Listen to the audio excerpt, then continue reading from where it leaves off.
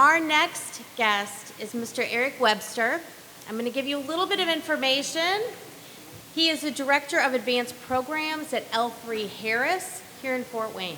How many of you have heard of it? Well, you're about to hear some great things about it. It's the nation's 6th largest aerospace and defense company with $17 billion in annual revenue and 50,000 employees. It includes engineers and technicians designing and manufacturing the world's most advanced weather satellite technology for more than 50 years. Most recently, under Mr. Webster's leadership, the Fort Wayne Business Unit has been expanding its offerings and capabilities beyond weather into Department of Defense satellite programs for national security. Let's give him a big, big round of applause.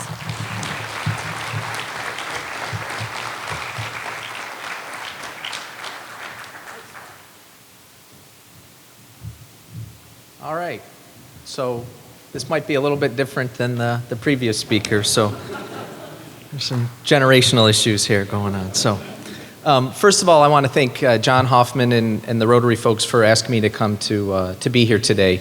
It's really exciting to see all of you. I know you're having an interesting day hearing all of us talk. What I'd like to do is speak for about 20 minutes or maybe a little less, and I want to cover 3 topics. So I want to give you a little bit of a background on my journey.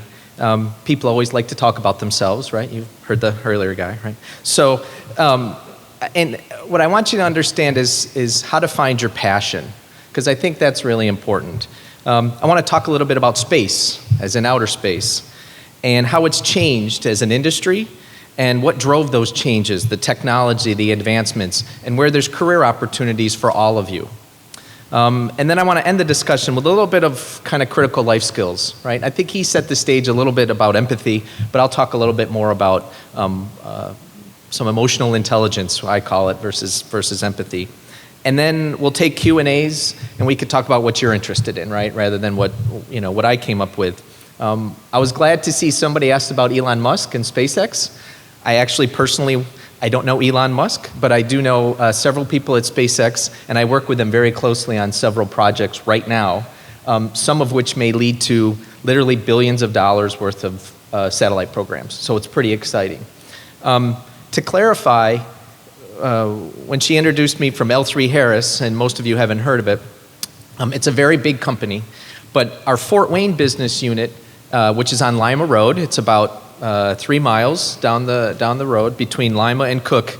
It's been there for 50 years, right? And it was called ITT previously, and then for a little while we were Excelis, and then now we're L3 Harris. So we keep getting bought and merged and acquired, but the people and what we do kind of stays the same, except now there's a lot of changes, which I'll try to talk about. Okay. Another reason why I was actually excited to be here and be in front of all of you is when I was in your shoes, I actually wanted to be a teacher. And this kind of gives me a little bit of time to pretend, right, to be like a teacher. So many years ago when I first started undergraduate in my college as a freshman, I was a physics major. I know looking at me, I probably wouldn't look like a physics major. Well, not an economics major either. But I spent my first year and a half in laboratories and measuring displacement of water and doing all these physics things and memorizing formulas. It just wasn't for me, right? Getting 40s and 50s on my tests when I was used to getting 90s and whatever in high school wasn't good either, even though 40s and 50s was the class average when you do physics. But I just wasn't wired for science. So what I really enjoyed was history. I liked European history, actually. I was very interested in the monarchies and how they ruled and what they did and how they thought about it. That was interesting to me. And I wanted to teach high school social studies and maybe be a coach of wrestling or soccer or some of the other sports I did. So I graduated with a bachelor's degree in European history and a New York State teacher certification, but there weren't any teaching jobs when I graduated. This was a long time ago. And I ended up going back to school and I got a master's in European studies. I thought if I added political science and economics, surely there'll be some job for me. And there really still wasn't many teaching jobs that I could do. So as luck would have it, or fate would have it, my college girlfriend and my future wife had moved to Washington, D.C., and I had never really been there before. And she said, you got to move to Washington. There's all this, she was working in politics and other things and said, it's a great place, it's exciting, there's opportunities. So I followed her to Washington. And again, I was very lucky or fortunate to get a job with my local congressman from upstate New York, who's in Washington, D.C., and I ended up working there for 12 years, which is a long time. He actually became chairman of what was called the House Science Committee. So for the last 5 years, I worked for him on the science committee. So it's kind of ironic, right? I started as a physics major and said, I'm not really interested in the science stuff. And then I worked for Congress for all these years, and then my job was actually to be on the science committee to help write legislation, to do hearings and try to pass bills into law, and to do oversight of our nation's environment and technology policies and issues. So in a sense, I was kind of teaching members of Congress and constituents and other people about those issues. My job was to be the expert on that stuff. So I didn't have a PhD in astrophysics. I didn't have a PhD in environmental science, but I got to work with all the really smart people. And my job was actually to explain in English what they were doing and why they were trying to do it and try to help them get funding for it, right? So I was very fortunate to work with officials and scientists from NASA and the National Weather Service and learning about different policies. That's when I first started to learn about weather satellites as well, which I became interested in. The thing that I noticed was some of those really smart people didn't know how to communicate. So even though they were smarter than everyone else in their field or their issue, when they would testify to members of Congress, if they couldn't explain what they were doing or why it was important or why they needed money, they didn't get it. Right. The other thing I noticed was thousands of pieces of legislation are drafted by staff and members of Congress every year, but very few pass. So I wanted to know why and how. So I started to learn about strategies, right? How do you make something happen? It's easy to stop something. It's hard to make something happen. So again, I mentioned I played a lot of sports in high school. I was very competitive. So I developed a passion for the strategy of how to win, how to take something and make it, whether it was a law to pass or funding for an agency, or what I learned about weather satellites at the time was they were really expensive, they were really over budget, they were really behind schedule, and there were a lot of problems with them. So I wanted to figure out, how could we fix that? So I got a passion for strategy and I got a passion for space in my earlier career. So fast forward to today, and I've spent more than 25 years getting to work with the heads of NASA, the National Weather Service, the Department of Defense, and internationally, countries like Japan and Korea on space issues. So I've been very blessed and very fortunate. A little bit about L3 Harris. So I mentioned, as she outlined, it's a very big company now.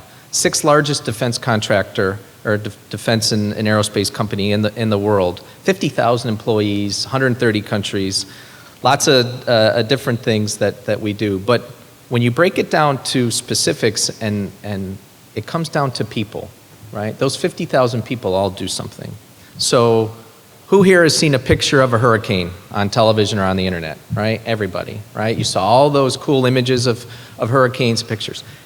Those pictures, those images, and the information that comes from that came from the instruments and satellites that are built, designed, manufactured, and tested right here in Fort Wayne. And as we mentioned earlier, we've been doing it for 50 years. Some of the first satellites ever developed for NASA in the 1960s were done by people here. The earlier speaker mentioned televisions and how this area was really a Magnavox and RCA. Well, there was a gentleman named Philo Farnsworth, right, who helped develop that technology. He also became part of what was ITT, and now L3 Harris, in the 60s, and his television technology was the basis for some of the first weather satellites. They were literally TV cameras, if you will, in space. His inventions, his ideas led to billions and billions of dollars worth of contracts and issues over the last 40 to 50 years. So it's pretty amazing what he's been able to do. So that satellite that I mentioned that takes the picture of that hurricane, that flies 22,300 miles above the Earth. That's a long way, right? It has a resolution or an image quality of about 1/3 of a mile from 22,000 miles away. So if you were in Chicago at Wrigley Field, right, for those that like baseball, and your friend was at the home plate of the New York Yankees Stadium in New York City, they'd be able to see a quarter, okay? So from Chicago to New York City, being able to see the size of a quarter is the optics and the telescopes that we design and build, and that system that takes those pictures and images. Those satellites have to operate in space. It's 180 degrees when the sun's on it. It's minus 180 degrees when the sun's not on it. Still has to work, right? It has to provide 30-second updates for the National Weather Service, for the forecasters. The previous instruments we built did 30-minute updates and 5-minute updates. Now we're doing 30-second updates. By the way, those instruments have to work 24 hours a day, 7 days a week, 365 days for 15 years. You can't go up and fix it, especially not 22,000 miles away. The contract that we won for that satellite program, there's many of the series of satellites that we built, we won in 2004. The contract's now worth $1 billion, and we're still on contract to 2034. That's a 30-year contract, right? It took 10 years to build the first one, to design all that new technology, to prove it, to test it, right? Have you ever seen a Google Earth picture, right, of satellites of your house or whatnot? L3 Harris makes those in Rochester, New York. Those telescopes are the size of a bus. That's how big they are. They can see things that are inches on the ground, right? GPS in your phone, it's used for banking, it's used for all kinds of stuff. We make that in Clifton, New Jersey. So all the GPS satellite technologies are made in Clifton, New Jersey. And then XM radio. Those of you that have XM radio or know someone who has XM radio, we build the antennas. They're 100 feet long that go into space that gather all those radio frequencies for all those cool channels, right? That's all done in Florida by L3 Harris. So this isn't an advertisement. It's just to let you know that different companies, and each company can get up and talk about the things that they do, but it's the people that built all those things. The ideas, the passion, the devotion they have to building those things, which is important. Okay. That's old space, right? It's been the same for decades. Big contracts, big companies. You need 20 years of experience. You're not touching that, $100 million satellite instrument unless you've been there for 10 or 15 years, right? Now there's new space, right? He mentioned Elon Musk earlier. We could talk about that after. There's a revolution in the space industry. It's completely changing, right? So he talked about Elon Musk and SpaceX. The reason why they're important is because they're reusing rockets. They're saving hundreds of millions of dollars to get people to get things in space much cheaper than before. You've heard of Jeff Bezos, right? He owns Amazon, okay? He also has a company called Blue Origin, right? They want to go to Mars. So does Elon, by the way. Richard Branson, who has Virgin Atlantic, right? He's also got a company called Virgin Galactic. He wants to take people up in space for rides, for space tourism. People want to go to Mars, right? We want to study Jupiter. I personally am more interested in making sure we study the Earth a little bit more. So I'm more passionate about Earth science. But space is exciting again. You can see it on TV. There's a lot more interest in what NASA's doing and in what all these companies are doing. So what changed? There's been a lot of advances in technology. People like Elon and others are trying to challenge the status quo. They wanted to say it can be different. It doesn't have to be $1 billion and 10 years. And it doesn't have to take 50 old white guys. They're the only ones that can do this, right? So what used to cost $1 billion might now cost $500 million. And in 2 years, it's going to cost $50 million. And I got customers in the Department of Defense and others, they want a similar kind of payload. They want it at $5 million. And they want it built in 2 years, not 10 years, right? So, cheaper access to space. Getting things in space is now a lot cheaper than it used to be. It literally would cost $100 million to launch rockets to get stuff into space. Okay. That didn't include the cost of the spacecraft vehicle or the sensors or the amount of money it took to operate all those things. That money's coming down. You might have heard of CubeSats, right? So what was a bus is now a refrigerator, and other people are making things the size of a microwave oven or smaller, right? Microelectronics are driving the ability, like your phones, right? Your phone is a computer. It does all kinds of things now. Those electronics are going into space applications so that we can make things much smaller, but still capable. 3D printing. I don't know if you've seen 3D printing. It's pretty cool, right? There's machines that can actually make stuff like a printer, right? It's called advanced manufacturing. It's providing new materials, new designs, new parts. It's allowing people to create different instruments and things for space that you couldn't do out of a block of metal. Artificial intelligence. Have you heard of artificial intelligence or machine learning? It's a process by which you're looking at a lot more data. There's a lot of things in space today, but you can't always use all the information because our computers aren't fast enough. There aren't the ability to notice all the different changes or change detection. So artificial intelligence is really changing the way, no pun intended, how we can improve weather models, how we can improve different applications of space, how we can connect the Internet of Things with stuff in space. Because instead of taking a person on a computer coding for 5 years to make this thing talk to this thing, artificial intelligence learns how to do it faster and better. So the next time, it only takes 10 minutes and not 5 years to do. So it's a big difference in what's happening. So all these changes have created an explosion, if you will. Well, I probably shouldn't say explosion, it's bad in the space industry. These things have created a new dynamic of space. Venture capital, companies that have money to invest, in addition to big companies like mine, are investing billions of dollars into small companies. Universities, 3 people in a garage can build a satellite and actually get it launched for $1 million. I don't know what it's going to do yet, but they're thinking about that. 2 women in Pakistan can develop their own algorithms and their own cybersecurity solutions, right?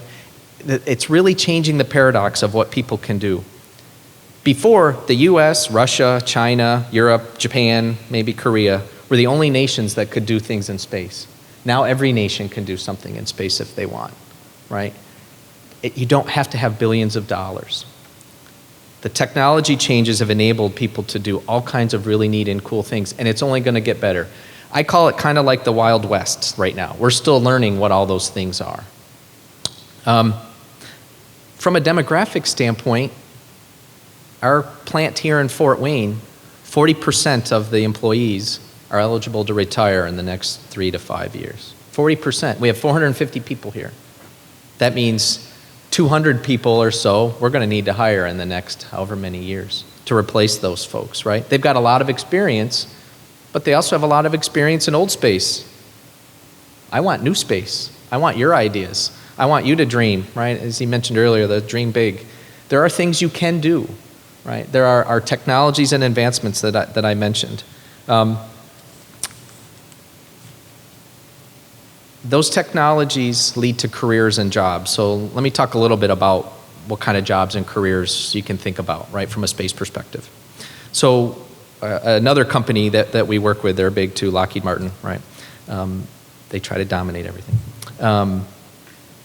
They came up with a thing that was the top 5 positions the space industry is hiring for right now and in the next couple of years. So the number one thing that they see that they need, and we agree with this, is called a cyber architect. So anyone ever heard of cybersecurity? Yeah, see it, hear it, right? If someone could steal your identity online, they can do all kinds of stuff, right, from the internet and all that. Well, cyber and communications are critical to the safety of satellites. So one of the things the Department of Defense is investing in, as well as companies, future wars are not just going to be tanks and planes and bombs and rockets. It's going to be cyber attacks, right? If another country knocked out one of our weather satellites, we couldn't see the hurricane. If another country knocked out one of our several of our GPS satellites, it affects all kinds of things in our economy and everything else. So understanding cyber and cybersecurity is a huge need going forward today and going forward. By the way, the estimates are if you understand cybersecurity and you have a good background and a good degree, there is 0% unemployment. That means if you have one of those, you are employed someplace. The second job category are called operations and test technicians. These are the people that actually build, they build and manufacture the satellites. So if you've ever seen a picture of what we call a clean room, where there's no dust and the air is all, you have to keep things pristine before it goes to space. They're the people in what we call the bunny suits, right? They've got gowns and hats on. They don't have to be engineers. They don't have to be computer scientists and technicians. These are people who actually like to build things and who are good at it. People like me are not allowed to touch space hardware, right? I have a badge. I didn't wear my badge. My badge has a thing on it that it says, I'm not allowed to go in the bunny room suit and I can't touch hardware, right? A lot of the other people that can are really important. They spend hours in there making sure that those satellites come together the right way and that we can test them to make sure before they go to space that they're going to work. Software developers. Software is important for every industry, but especially for space. Software defines all the electronics and how the satellites are going to move and operate. Everything is run by code, millions of lines of code, all the electronics.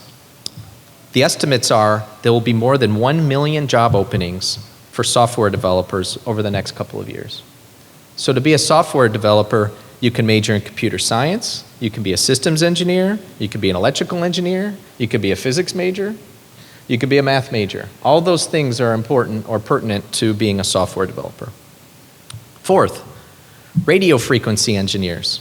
It's kind of a weird term, right?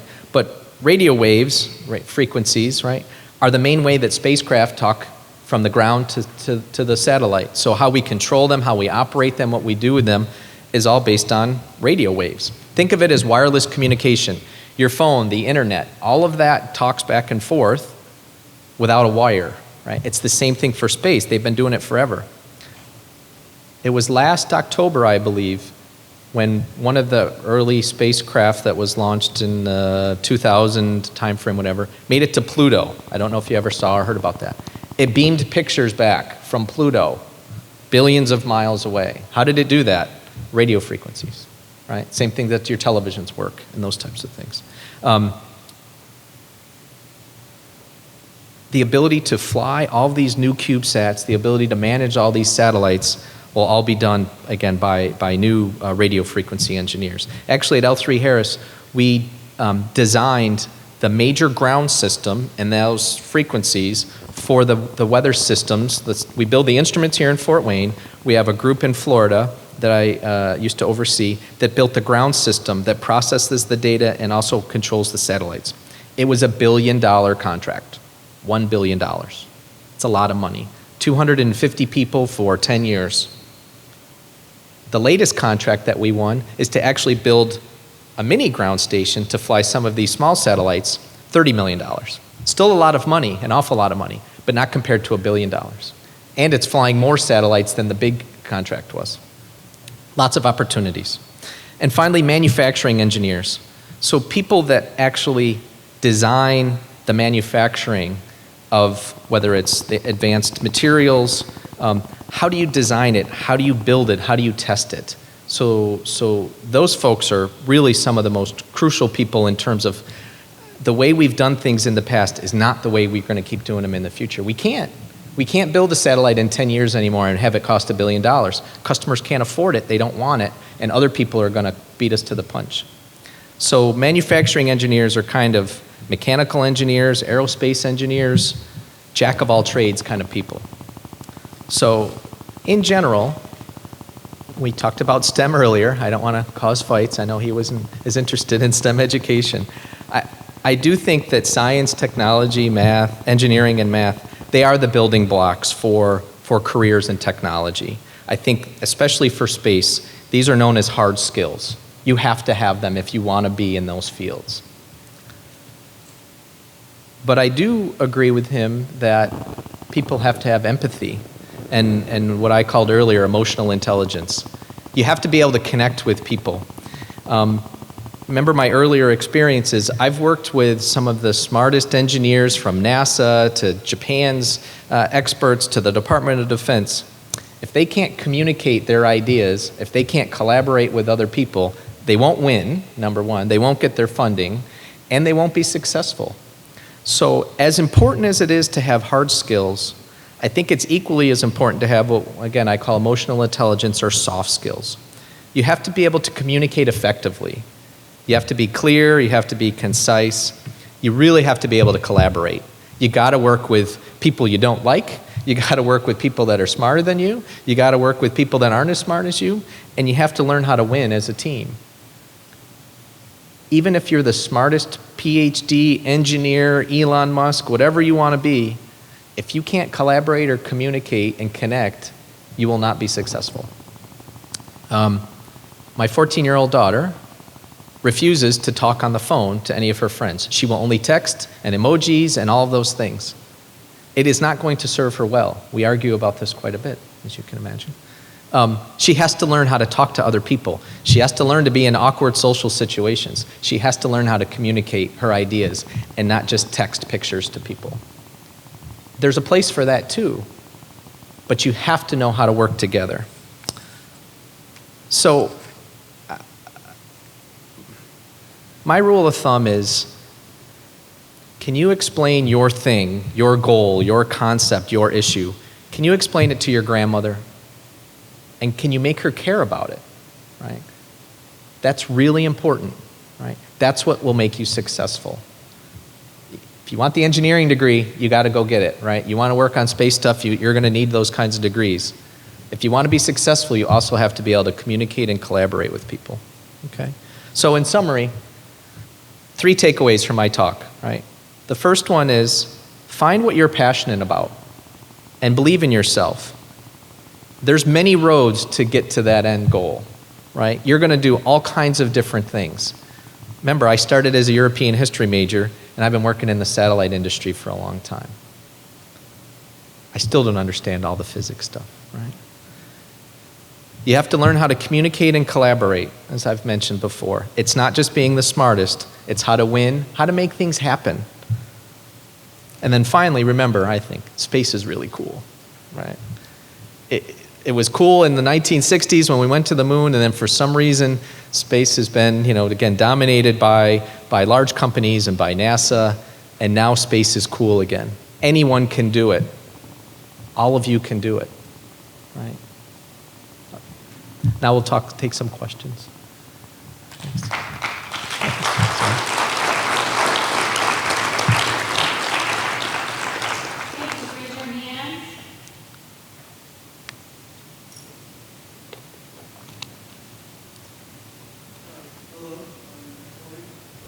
I was wondering, you're talking a lot about space. Mm-hmm. I was wondering, do you think with space junk, like the everything in space that is causing problems, do you think that could make space less desirable and at some point impossible? That's a really good question. So what he's talking about is, as you launch all these CubeSats or all these other things in space, sometimes they stay there a long time, and it gets, even though space is really big, it gets crowded with junk. And one of the things that they worry about is called space debris, right? So little pieces of stuff in space travel at 17,000 miles an hour.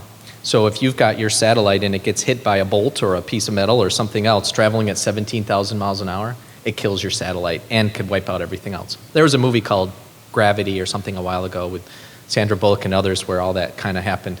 That's real. So people are trying to design ways to go get old satellites. There's things literally, they're doing research on how to launch a satellite that has a harpoon that would, or a net that would capture an old satellite and drag it in, and then it would deorbit. So actually what some nations do now, internationally, in our work with NASA and the Department of Defense, you have to have a certain amount of fuel left at the end of the life of the satellite to either make it go way up outside of where any other satellites are, or it has to deorbit and burn up into the atmosphere. But if something breaks apart and hits other satellites, it's a big deal. So there's a lot of money and research going into that problem. We mentioned again Elon Musk and SpaceX. They want to launch thousands of little satellites in a low Earth orbit to do broadband internet, right? Rather than having cell towers, they want to do it all through space. And people are worried if you launch thousands of little satellites, at some point something could go wrong or break that would interfere with Department of Defense stuff or the weather satellites or something else that's important. So yeah, it's a big deal, but there's a lot of smart people studying it, right? You could figure out, go come up with a solution. You could be there too. So, right. Yep.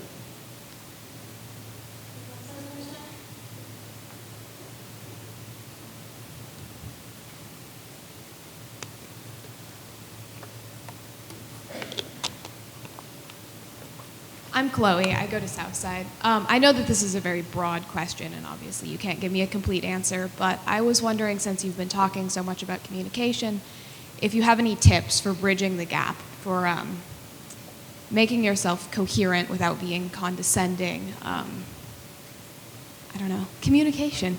Sure. Clearly you can see the problem.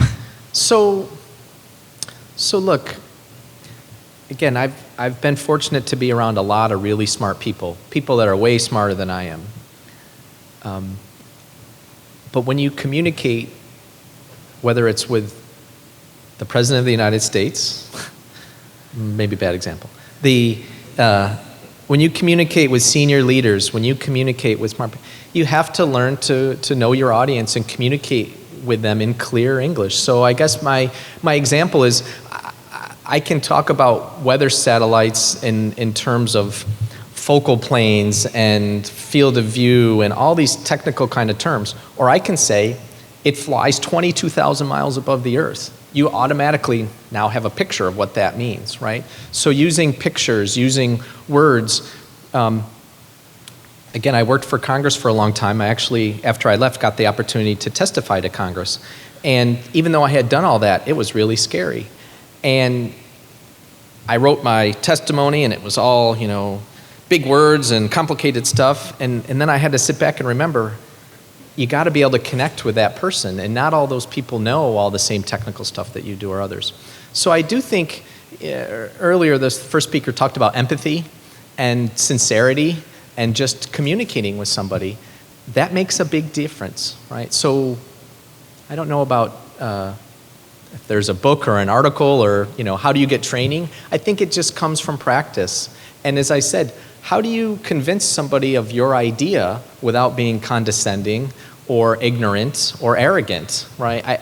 I know a lot of people that are both arrogant and ignorant, meaning they think they know more than everybody and they actually don't know what they're talking about. So I find that being sincere and trying to explain things in ways that I think people will understand without being condescending is the best way to communicate. I don't know, is that helpful? All right. Thank you. Yep.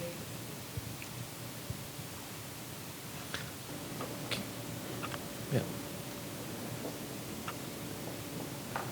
Hi, I'm Manuel Lopez from Northrop. You were talking about how it's going to be more accessible to go to space in like all these new countries, other than like the power countries. Do you think there's going to be kind of a new set of guidelines with that? Because if there's so many more people in space, there's going to be some sort of rule set that you think will have to come along with that? Mm-hmm. So yes, so there's international bodies that discuss those things. We talked about space debris earlier. So a lot of space launches are coming out of New Zealand. For whatever reason, the geography and the trajectory of where the satellites come out, and they must have a cheap and easy system. So a lot of people are launching their satellites out of New Zealand. The collective international space organizations made a commitment that wherever a satellite is launched from, those folks are responsible for that satellite for the life of it. A company is responsible too, but those nations, if you're going to launch 1,000 satellites, then again, you have to have a plan to make sure they're going to deorbit or that they're not going to be seen as harmful to everyone else. And there'll be liability at some point. I don't know how you would define that yet. Again, they're still trying to figure that out. A lot of launches are going out of India, a lot of CubeSats. L3 Harris, again, we built our own CubeSat with a couple satellites. We launched out of India.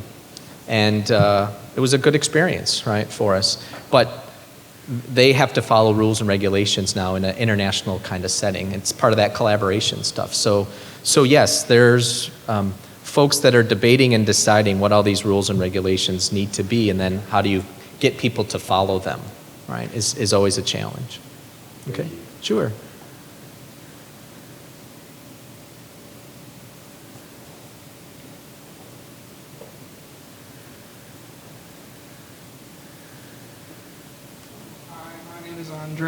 I'm from Wayne High School. I just had a question for you in terms of what you were talking about with emotional intelligence. Is that as base as understanding what the emotion is at the time, or even feeling it for yourself and then acting on what you would do in that situation? Boy, that's a good question. There's a book about emotional intelligence that I read, and there was a test that you take that tries to define how you think and feel and how you should interact with other people. So yeah, that's part of it. When you talk to your parents, or you talk to your grandparents, or you talk to your friends, or you talk to an employer, those are all different audiences. And you have to, and my recommendation again is, how can you be successful in each of those interactions? They take a different intelligence, if you will. To convince your mom or your dad to let you do something that they don't want you to do, to convince an employer to hire you, to work with someone at school or church or whatnot, you wear different hats, right? And that's what emotional intelligence is about. How do you bring your passion and energy to a situation so that you're successful and you get the outcome that you want? That to me is emotional intelligence. But I'd have to go back and read the book again and have a better answer than that. So, yeah.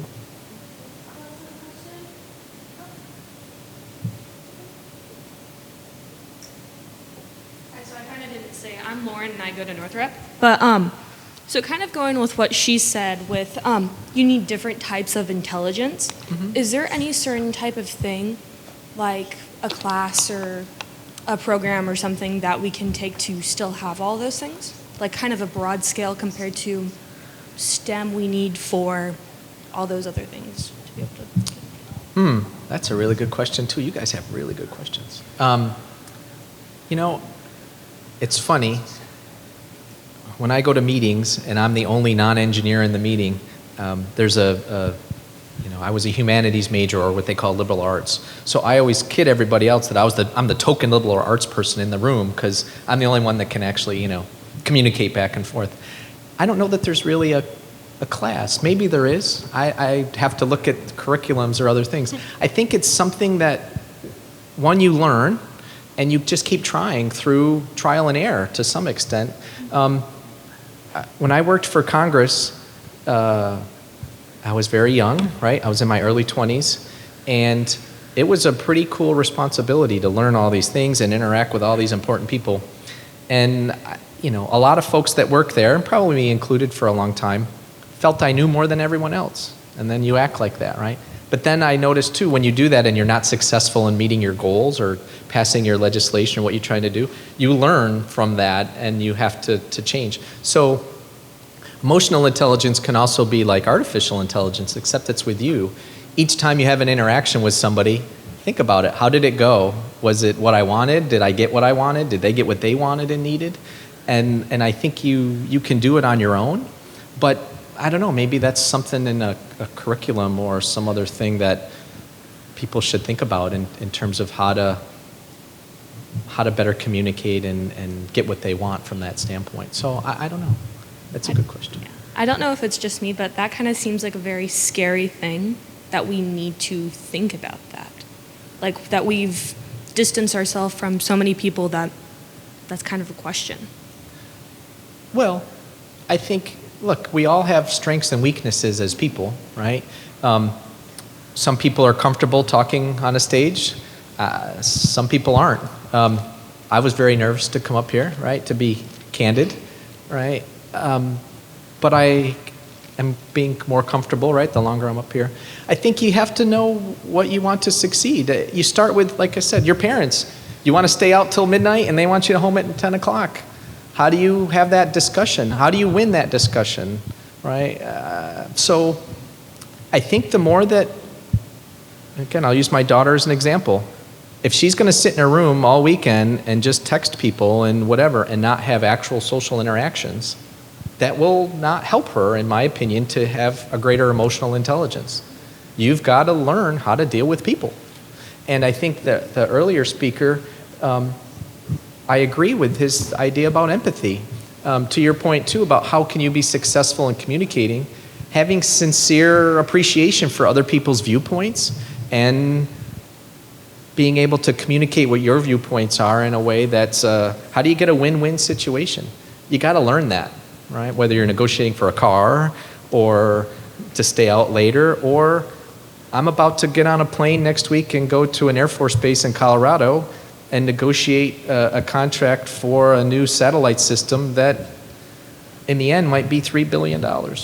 That's scary. But I got to know, if I can't communicate with those people, even though we might have the best technology, it's about trust. They have to put their trust that your company and your people are actually going to build what they said they would build on time and on budget. And you have to be able to communicate those things. Okay? Thank you.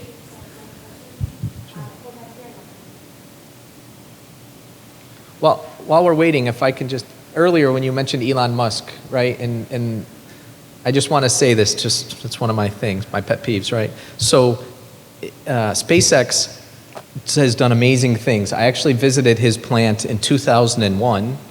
I'm old, right? But I visited his plant when he first started in Hawthorne, California. It was really exciting. He was literally stealing people from other companies or borrowing them, right, to come up with all kinds of new ideas. He's invested a lot of his own money. He's also gotten significant investment from the government. So between NASA, the Air Force, the Navy, others, they've provided more than $500 million of seed investment and the promise of contracts. If you do these things, we will give you contracts, right? So I do think his case is awesome. And again, I'm trying to use their commercial satellites to help on one of our programs. But I do want you to know he didn't do it all by himself. There was a government infrastructure that really helped him do that. So, hi, my name is O, and the question I have is, when we have like enough money to actually lower the cost of going to space, and let's say we colonize Mars, do you think that the people that go there would actually have, like the country that was sent there, keep that area, or would you have like a united alliance, or which way do you think that would go? Again, another really good question. So it's similar even to like the North Pole or Antarctica. Does the first person who gets there get to plant a flag and they get all the resources, or if there's oil or whatever it is? So there's debates about that. If you go to Mars and you colonize it, who does it? Again, there's a lot of international discussions that are going on because there's also asteroids. NASA and Japan actually have landed a satellite on an asteroid that's moving really fast, and they're trying to determine, can they mine some of the minerals, and they're called rare earth elements or rare international or universal elements that are needed to propel spacecraft to get to Mars or to get to other places. And okay, so if Japan lands on an asteroid, is it theirs? Or should the rest of the world be able to use it too? I don't think those have been decided yet, but those are some of the new and exciting things that people have to actually figure out going forward. So again, candidly, I wish we'd spend more time and money and effort to study our planet than trying to get to Mars. But there's a lot of people, Elon Musk, Jeff Bezos, others who are much smarter and have a lot more money than I'll ever have, and they want to go to Mars, and the president wants to go to Mars, and NASA wants to go to Mars. So I guess they'll figure out how to get to Mars. I just don't know what we do when we get there. So I don't think we're all going to go live on Mars. There's nothing there, right? So maybe there was something there billions of years ago, but it's not there now. So the current FedGov has funded / launched Space Force, whatever. And I've seen a lot of speculation through my own findings, like research online or whatever, that the next front of warfare, the next field of warfare is space. To what extent do you agree with that statement? I agree 100%. As I kind of mentioned earlier with cybersecurity, there's a lot of concern by the U.S. government that if other nations put a laser to one of our satellites, or they did something to impact the solar panels, as an example, that's where you get your power from. So if you knocked out our GPS satellites, our defense airplanes don't work. Our bombs and laser-guided missiles don't work. Your cell phone, right, won't show you where to go. And oh, by the way, all the banking systems, timing, right, all money moves electronically using GPS timing signals. So there's a huge concern that our adversaries will try to do things in space. So it's a big concern. And I think, again, there's a lot of money and thought going into how do you stop that? What kinds of technologies would stop a laser from hurting a satellite? What kinds of technologies, they think, I gotta be careful what I say. They think nations might be launching satellites that might do things that they didn't do before, right? Like I said, they might be able to go and grab your satellite. They might be able to do something, watch your satellites, do whatever. So space is becoming this new frontier where it's just like, again, you might, instead of having tanks, you might have satellites in space that have lasers themselves or other things. So again, that's another interesting aspect to all this. So there's good and bad, right? Easier to get to space, cheaper, all kinds of cool things. People could use it for negative things too, right? For bad stuff too. So we'll have to see how that plays out. Hopefully the good guys win. I don't know, we'll see. Yeah? Any other questions?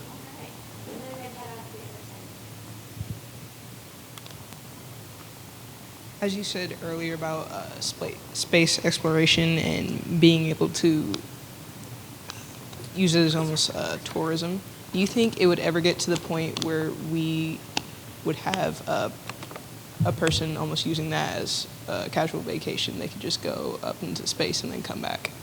Definitely. So you can, I think for $250,000, you can get a ride on whatever Virgin Galactic's plane's going to be, and there's other companies too, that would take you into space for so many minutes or whatever it is, and then come back. So yeah, if you've got the money, now it's really expensive, right? You've got the money.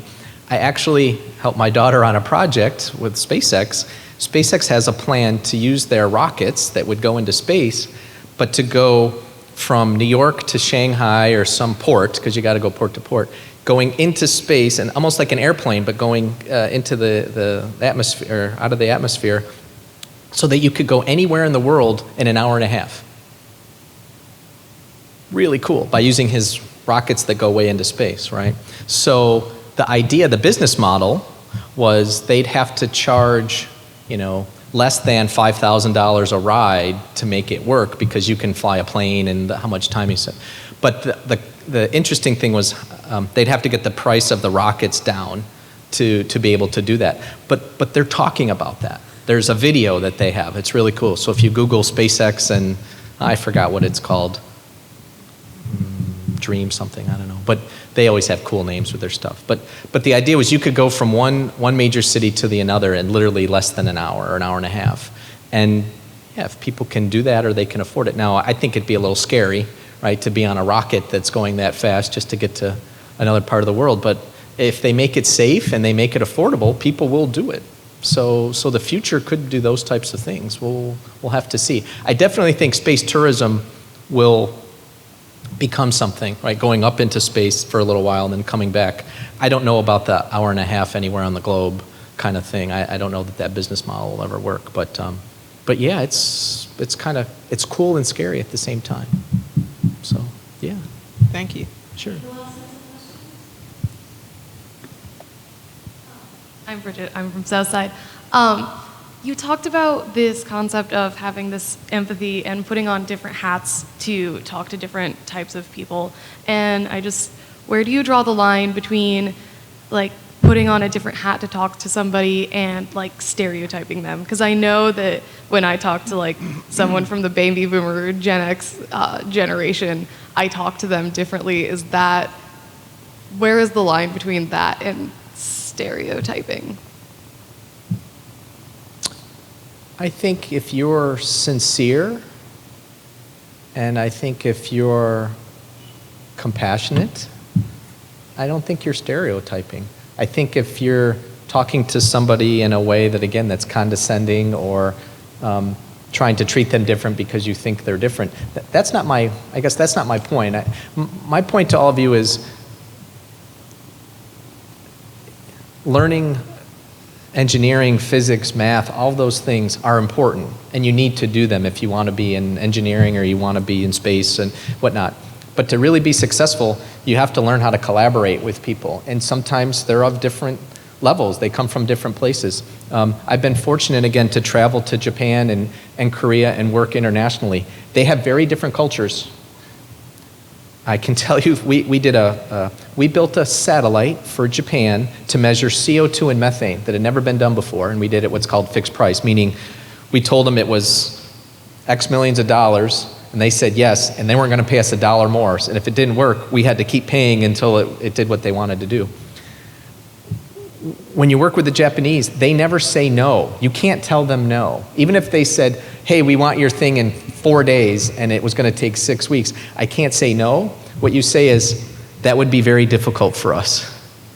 Right? We will do everything we can to help meet your... But if you say no, you offended them, right? That goes against their culture. So you use those types of things. Same thing with, again, how do you work with people to get a solution, a win?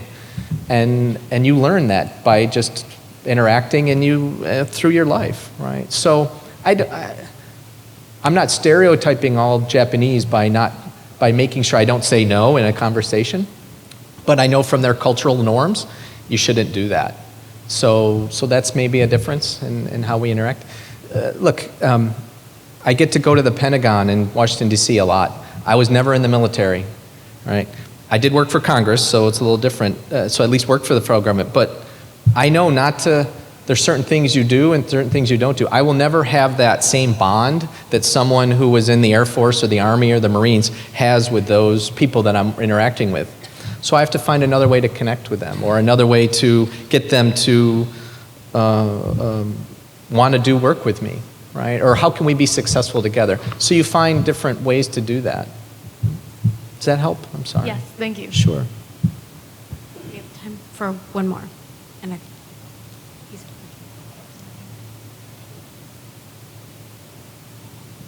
So I'm glad that you mentioned the grants and whatnot that SpaceX had been given, because that is something I failed to mention. And I think it's something very scary too, because as we approach that and this new age of space exploration comes on, we see signs of kind of almost like early 1900s, like political industrialization, where it's like, hey, you scratch my back, I'll scratch yours kind of deal. Sure. So I think that's something we need to watch. My question isn't about that though. My question's about you kind of going from Congress to where you are in your company now. How did that transition look like? Because they're two varying different fields. And myself as actually pursuing a political science major, so I'm looking to go to Congress, help with Congress members. Sure.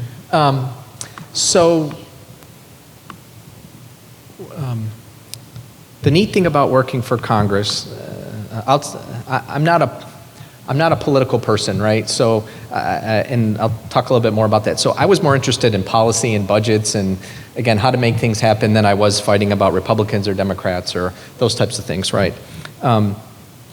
So I learned a lot about the issues from the science committee perspective, but when you work for members of Congress, what's neat is, especially over the years I did it, I had to learn about taxes and budgets and abortion rights and Medicare and Medicaid. So you learn about all these different issues, and again, you learn how to talk about them and communicate them. You learn how to learn, right?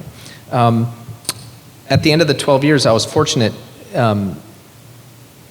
I studied a lot about weather satellites and all the problems that they were having, and a lot about an agency called NOAA. It's the National Oceanic and Atmospheric Administration. So NOAA is the parent agency. It's part of the Department of Commerce that oversees the Weather Service and fisheries and climate change and all those kinds of things. So I was an expert in those areas. I got a job, or I was offered a job, to be the chief political strategist of that agency. So President Bush, W. Bush, the second one, right, in 2005, I got appointed to work for NOAA as a senior policy advisor and also a liaison to Congress, right? My job was to oversee all that stuff. So now I started to work with industry and other people about NOAA was paying for those satellites, right? So I learned more about the next phase. At the end of an administration, all the political appointees or people that were appointed by the president, your job's over. When they're done, you're done. So I had to go get a new job. So I looked at environmental groups, I looked at others. I was still passionate about satellites, and I really wanted to understand why and how, and maybe I could help make them better or make them communicate better. as a company. So I got a job with what was ITT at the time in Washington. So I did what's called government relations and business development. So I helped the company learn how Congress worked and how budgets work and how to work with agencies. And then I also started to figure out where else could they create new business? What other opportunities were there based on what funding agencies had or working with other companies that I knew? So I developed an understanding of, again, how to think about business, which is very different than the government, right? So I did that for a number of years, and then I moved to Fort Wayne in 2010, and I actually was promoted to actually run the business here. So I was responsible for the financials, the employees, the growth strategy, right, and all those things. So again, look, I've been very fortunate to be given a little bit more responsibility each time, right? So my point about emotional intelligence and collaborating and teamwork and winning, if you show those building blocks, you can do anything. I could have gone into all kinds of different fields, right? So I think what's important to think about is how to be the best person you can be and how to communicate and how to collaborate. And more doors will open than will close if you learn how to do that. So I think you can take your degree or your understanding, whether it's, look, my wife was an English major in college, and she does web design usability stuff, right? What makes a web page work and what makes it not work? Not the mechanics, but why would you go to that, and does it actually work or not, right? That's really cool, right? It's thinking about how people think about stuff. And so you can take your degrees and do all kinds of different stuff, but you need passion, I think, and that'll show. And you can transfer into business, I think, at any time, right, in that sense. But, there's building blocks, right? I've been fortunate to be given opportunities to learn, and then you show that you can learn the next thing, right? Does that help? Okay, sure. Thank you sure. so much. You're welcome.